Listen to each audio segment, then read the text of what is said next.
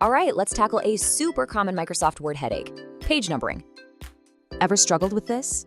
Well, you're in the right place. Let's get it sorted.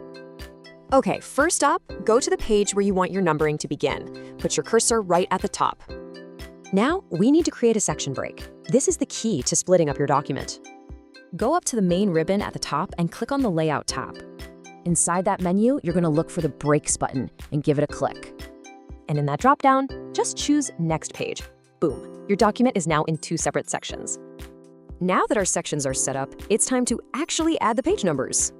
For this part, let's head on over to the Insert tab.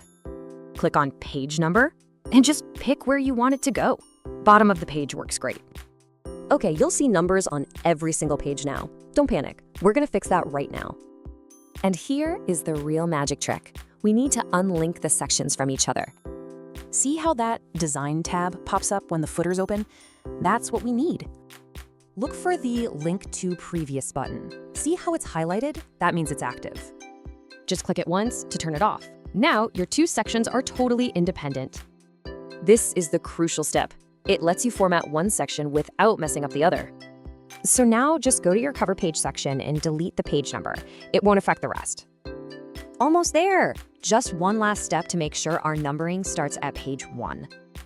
Let's pop back over to the Insert tab and click on Page Number one more time. But this time, you're going to choose the Format Page Numbers option. A new window will pop up. Just look down at the bottom for page numbering. Select Start At, make sure it says 1, and then just hit OK. And that's it! Your pages are now numbered perfectly, starting from exactly where you wanted.